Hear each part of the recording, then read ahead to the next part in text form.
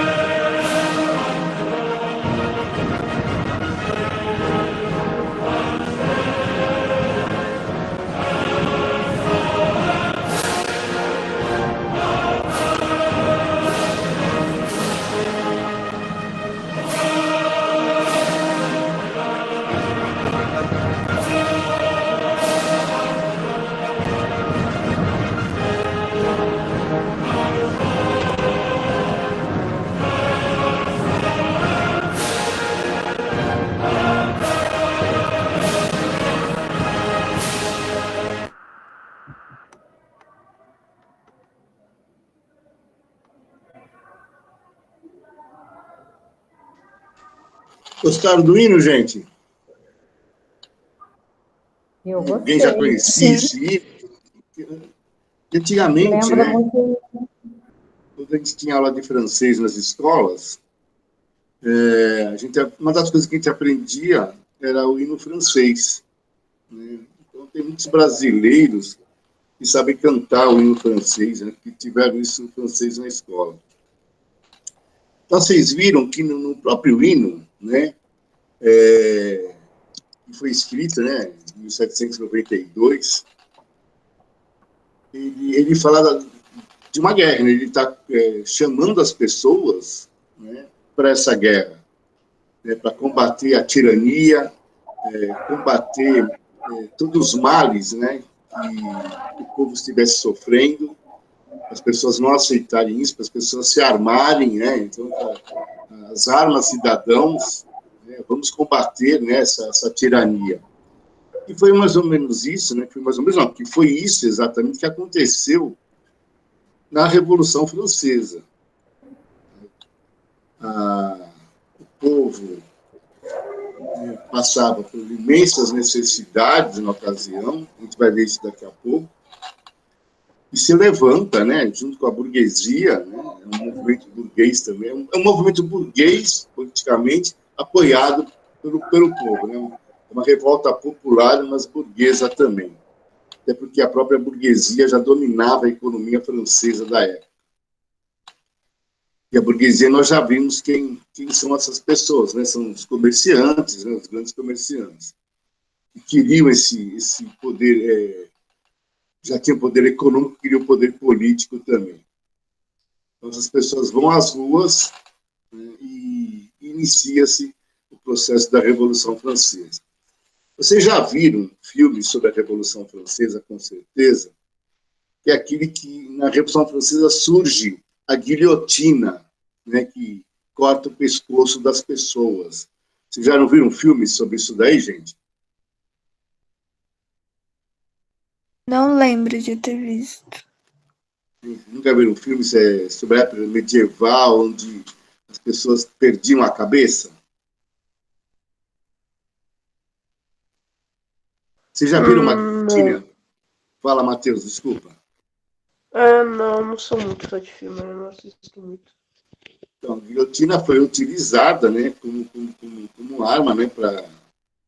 Depois a gente vai ver como é que funciona a guilhotina. A guilhotina, ela corta a cabeça das pessoas, né, e é até uma forma de você matar as pessoas sem dor, inclusive, né, que é tão rápido que a pessoa nem sente dor até.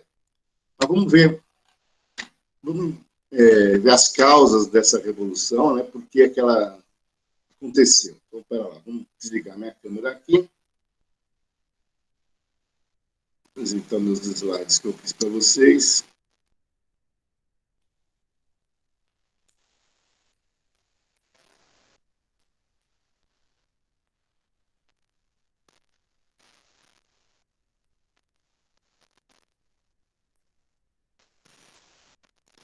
Nossa aula ela vai ser dividida, esse assunto vai ser dividido em duas partes. Hoje eu vou falar sobre as causas da Revolução, e até a data que ela começa, e na próxima aula a gente vai falar como é que a França viveu essa Revolução e o término dela. E quem vem depois, inclusive, né, da Revolução Francesa. Então, vamos lá. Então, está aqui a nossa aula. Esse link é o link da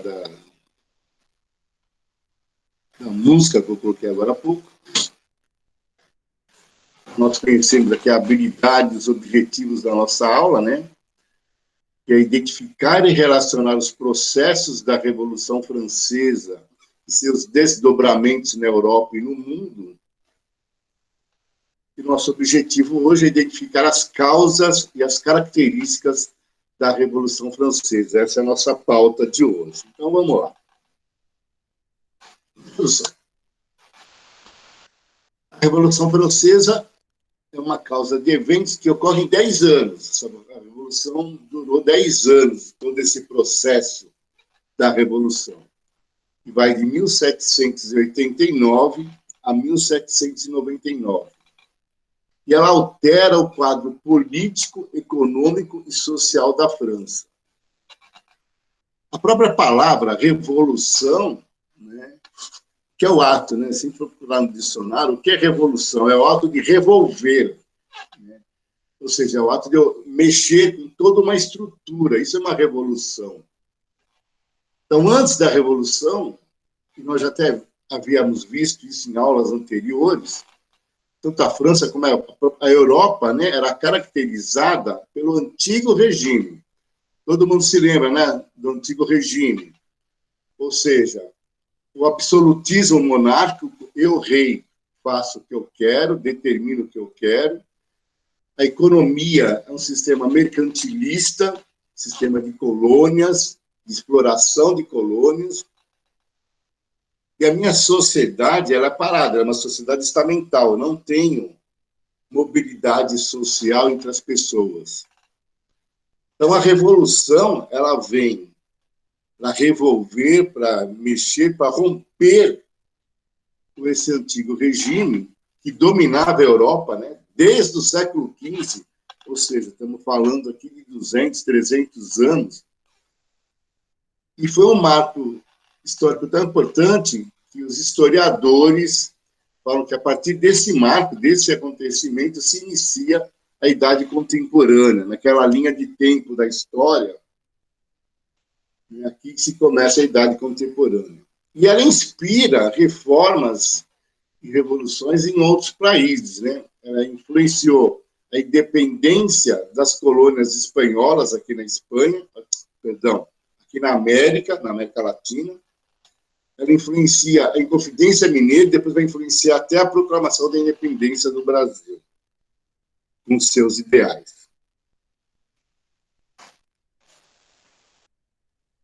Apesar, como eu falei para vocês anteriormente, né, apesar de ser uma revolução burguesa, houve uma forte participação popular na Revolução Francesa, ou seja, o povo saiu às ruas, né, pegou em armas e vamos acabar com essas mamatas da nobreza, né, e da realeza, e ela representa um momento em que a burguesia, que já detinha o poder econômico, atinge o poder político na França.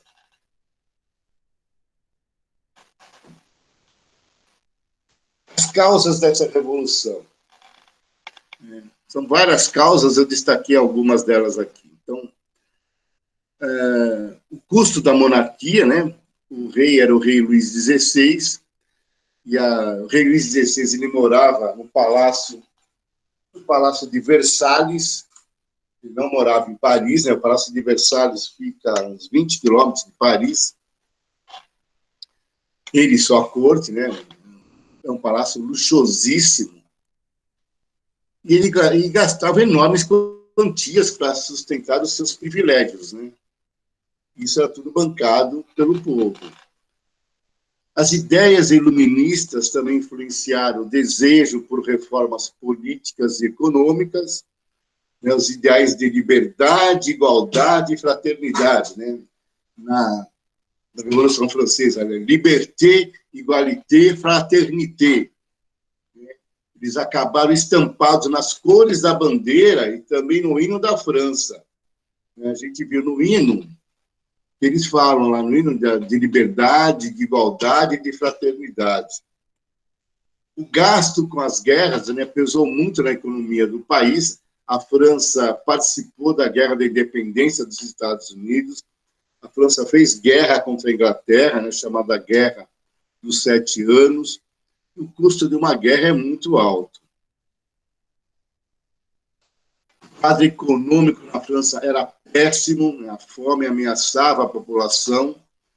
Na década de 80, de 1780, nessa década, tiveram invernos muito rigorosos, prejudicaram a agricultura, e acentuou a miséria da população, tanto no campo como nas cidades, né?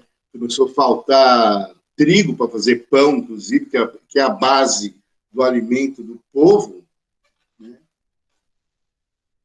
A divisão da sociedade francesa também se pode considerar como uma causa da Revolução, pois não tinha mobilidade social e sua posição social depende do seu nascimento, né?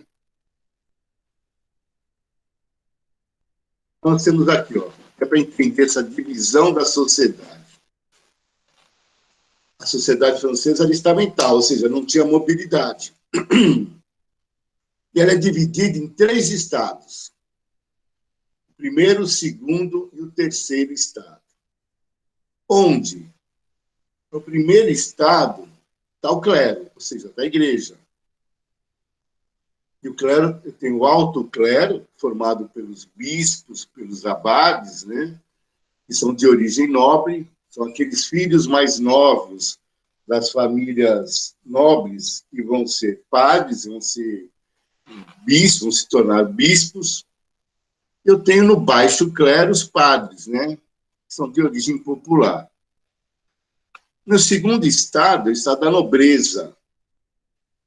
Você pode ser nobre de sangue, né, ou seja, você é herdeiro da nobreza feudal. Meu pai era um marquês, era um conde, eu você também. Ou o que a gente chama de toga, que eram burgueses que compravam, ganhavam títulos de nobreza, ou seja, pessoas muito ricas que ganhavam esses títulos. Aqui no Brasil teve muito disso, né? Aqui no Brasil, a nossa nobreza, vamos dizer assim, na época do Império Brasileiro, eram tudo títulos que as pessoas ganhavam. E, por último, o terceiro estado, que é o povo, composto pela burguesia, tanto a alta burguesia, a média e a pequena, né, que nós temos aqui advogados, médicos, juízes, e os pobres, camponeses, trabalhadores urbanos e desempregados. Nessas classes sociais, gente, quem vocês acham que pagava os impostos na França? Liga o microfone aí, O pessoal. povo? Quem sustentava quem aqui, né? Quem tinha mais pessoas? Então, aqui, ó. Eu tenho o clero, que é o primeiro estado, é 1% da população. A nobreza, um pouco menos de 2%. E o primeiro e o segundo estado é que tinha terras, tinha cargos, prestígio, privilégios, ou seja, tudo aquilo é bem marcante, né, do antigo regime, que nós já havíamos visto. Tinha uma isenção fiscal e 97% da população pertencia ao terceiro estado. E era esse pessoal que bancava, naturalmente, os 2 primeiros, né, que sustentava os 2 primeiros. Né. Tinha as obrigações, é quem pagava os impostos. Essa imagem aqui é uma charge. Então, eu tenho aqui, ó, o Estado francês sendo sustentado, né, pelo terceiro Estado. Ou seja, o povo, né, sustentando, né, carregando nas costas tanto o primeiro estado, que é o clero, como o segundo estado, que é a nobreza. Isso foi... A vida na França era assim. O pessoal sustentava a nobreza e o clero. Ou seja, quem trabalhava é só a população mais pobre. Isso foi ficando meio insustentável, né? Como eu falei para vocês, na década de 80, a França se encontrava por uma grave crise econômica financeira, por causa das guerras onde ela se meteu. Uma guerra produz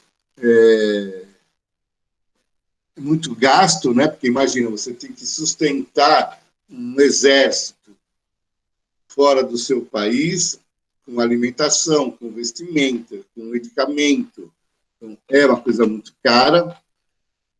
A própria guerra da independência dos Estados Unidos, né, que foi apoiada pela França, empobreceu os cofres públicos, e mesmo empobrecendo os cofres públicos, a nobreza, o rei e a rainha, né, a França era governada pelo Luís XVI e pela Maria Antonieta. A Maria Antonieta, ela era austríaca, da família dos Habsburgos.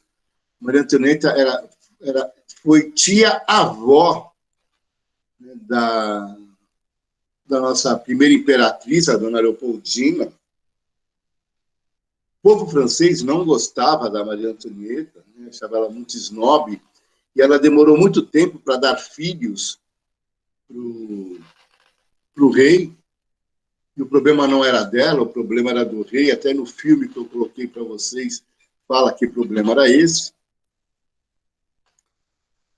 Um tratado comercial que a França tenta fechar com a Inglaterra, né, de trocar vinhos franceses em troca de tecidos, leva à falência algumas indústrias francesas de tecidos, né, ou seja, que vai aumentar até o descontentamento dessa burguesia.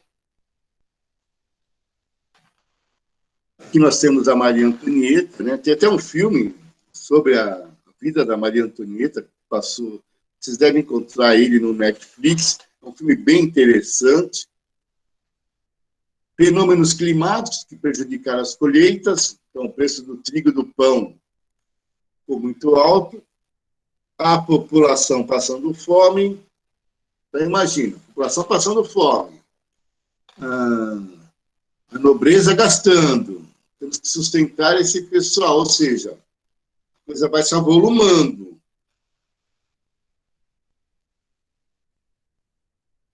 Até chegar na insatisfação das pessoas, né, da maioria esmagadora da população, contra a monarquia, fazendo com que a França se tornasse um terreno fértil, né, para os ideais, né, iluministas de liberdade, de igualdade, de fraternidade. Isso vai fazer com que a população participe dessa revolução. Existem muitos quadros, muitas pinturas que retratam a Revolução Francesa. Um deles é do Eugène Delacroix, esse que vocês estão vendo aí, que é a liberdade guiando o povo, né? O simbolismo da liberdade guiando o povo na Revolução. Então, vamos imaginar, vamos pensar, vamos viver na época, né? Vamos nos transportar para a época. Eu, rei Luís XVI, um monarca absolutista, precisando de dinheiro, né, porque o meu Estado está quebrado, e até para manter a minha boa vida, né? O que é que eu vou fazer? Eu preciso cobrar impostos das pessoas, né? Cobrar impostos. Para cobrar impostos, eu resolvo convocar uma tal de Assembleia dos Estados Gerais. O que é essa Assembleia dos Estados Gerais? Fazia mais de 100 anos que não se convocava essa Assembleia. Eu vou chamar todos os estados, todos os representantes dos estados, da nobreza, né, do primeiro estado, do clero, da nobreza e do povo, e vamos fazer uma Assembleia. Eu preciso aumentar os impostos. E cada estado tinha direito a um voto. Ou seja, se eu tenho um voto do clero, tenho um voto da nobreza, só aí já tenho 2 votos. O povão, o terceiro estado, tem um voto só, ou seja, ele sempre vai perder. Sempre vai dar 2-1. Ainda mais no interesse do Estado. Eu vou querer aumentar impostos. Quem paga impostos é o povo, então é lógico que vai dar um 2-1. Esse impasse em resolver esse problema faz com que o terceiro Estado rompa com a Assembleia e vai formar uma Assembleia Nacional Constituinte, ou seja, terceiro Estado, essa burguesia, vamos escrever uma nova Constituição.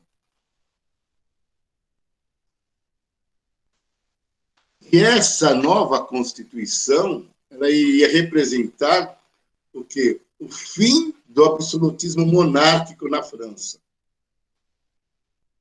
O povo passando fome, o povo sendo até morrendo nas ruas, né? Não tinha comida para as pessoas, começa aquela saques em vários locais, né? Atrás de comida, até que alguém grita: vamos pegar as armas, vamos derrubar a monarquia. Na capital, Paris, né? Uma grande balbúrdia de todo mundo na rua. Na zona rural, né, os camponeses que também estavam sofrendo por causa do forte inverno que acabou com as plantações, as geadas que acabaram com as plantações, invadem os castelos, incendiam as plantações dos nobres, massacram membros da nobreza, inclusive do clero, né? É chamado até de o Grande Medo. E em Paris, que é onde começa a Revolução, as pessoas precisam de armas para essa Revolução. E onde é que estão as armas? As armas estão numa prisão chamada Bastilha. E a Bastilha ela tinha duas finalidades. É onde se guardava a pólvora, inclusive, né? E onde as pessoas que eram contrárias ao rei, ao regime, eram presas. Então, o que é que o povo faz? O povo toma a Bastilha, o povo invade a Bastilha. O povo, em 14 de julho de 1789, o povo invade a Bastilha e se arma, liberta as pessoas que estão presas lá, que são contra o regime. E esse é o grande marco de início da Revolução Francesa, né? A tomada da Bastilha, ou seja, é o povo na rua, junto com a burguesia, vamos nos armar, e daqui de Paris nós vamos lá para Versalhes, nós vamos derrubar o rei e trazer o rei para Paris.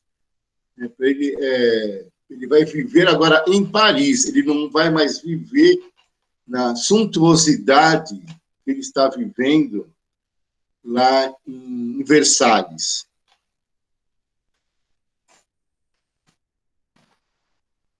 Então, gente, explodiu a Revolução, começou a Revolução.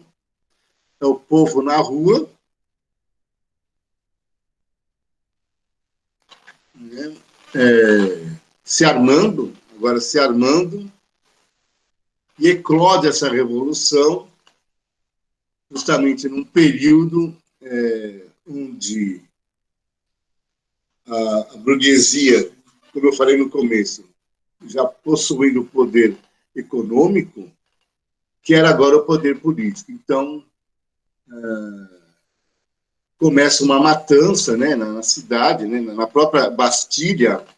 O comandante da Bastilha, ele é assassinado, cortam o pescoço dele, o pessoal coloca o pescoço das pessoas numa lança e vai o povo inteiro lá para Versalhes, né, para derrubar o rei. Então, essa é a primeira fase dessa revolução, que é a fase onde a gente apresenta para vocês as causas dessa revolução, a fome, e uma revolução se faz muito por isso, né? vocês, ano que vem, vão estudar outras revoluções, como a Revolução Russa, por exemplo, e vocês vão ver que as grandes revoluções é porque você tem uma classe social que sustenta a outra.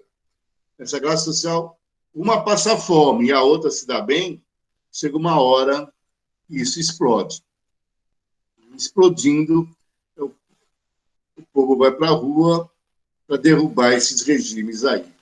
E isso acabou acontecendo em vários locais. Essas ideias, né?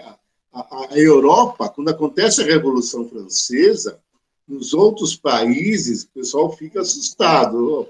Agora é o povo que está se rebelando. Isso pode acontecer aqui também no meu país. Então, essa revolução, ela mexe, né, com a estrutura de todo um continente, né, vindo até bater aqui na América Latina e na América do Sul.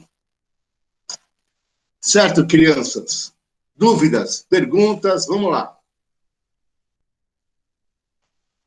Enquanto isso, eu vou copiando. Nenhuma dúvida. Fala, Nicole. Nenhuma dúvida. Olha, posso fazer perguntas numa prova, tendo 25 questões escritas sobre a Revolução Francesa. Está sossegado, né, Davi? Eu achei interessante, né, Cláudio, que pessoal, nem me apresentei, professora Verilda. É interessante, assim, que nós damos certa importância nos países só na época da Copa do Mundo, né? Na hora que você colocou o hino, tudo, aí eu, né, não sei se os alunos pensaram nisso, né? Mas só no momento de uma Copa que você observa o que está acontecendo, o que aconteceu no outro país, né? E o hino, ele fica claro, né? Muito interessante. Muito, muito interessante, eu achei. Bom, quem não apresentou a Verilda, vocês não têm aula com a Verilda, né? A Verilda é professora de Geografia, é a coordenadora da área de Humanas, tá? Ela veio aqui assistir a nossa aula, participar conosco. Ela vai fazer isso com outras aulas também, gente. E essa semana, inclusive, acho que foi, hoje é quinta, terça-feira foi o dia do hino nacional, se não me engano, né? Ah, tem mesmo dia do hino. Teve isso também, terça-feira, se não me engano, foi o dia do hino nacional. E o hino ele é um símbolo de todos os países, né? Você lembra, quando nós éramos menores, a gente cantava o hino nacional, na escola que eu estudava, cantava toda semana. A minha também, toda segunda-feira, lembro. Eu não sei se era segunda ou sexta, mas a gente cantava o hino nacional. O mês de abril, né, um mês tão histórico, né, 19, dia do índio, dia 22, 21, Tiradentes, 22, descobrimento, e às vezes a gente pergunta, as pessoas nem lembram mais, né, dia do índio. Infelizmente, as pessoas não lembram mais das datas. Não lembra. Mas, Cláudio, quantos alunos participaram? Que eu vou ter que sair, que eu vou dar aula para o segundo ano. Aqui nós estamos em 15. 15? Nossa, parabéns, hein? Olha! Meu Deus do Aqui, céu. quem está aqui, para a gente fazer a chamada daqui a pouco.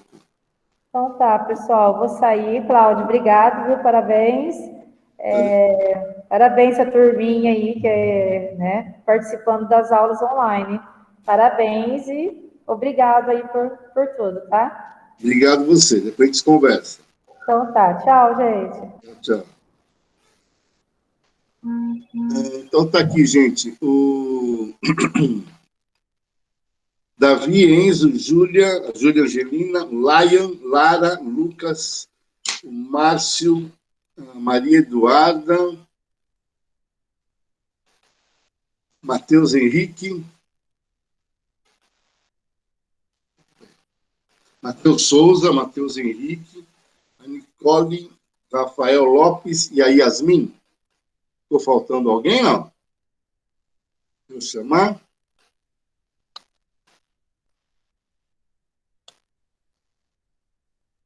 E, pessoal, estou faltando alguém? Vou chamar, não? Está todo mundo aqui?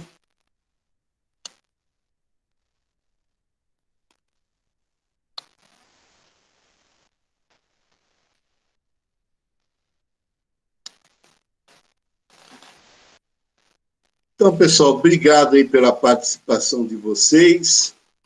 Vejam, vou parar a gravação, senão eu acabo esquecendo.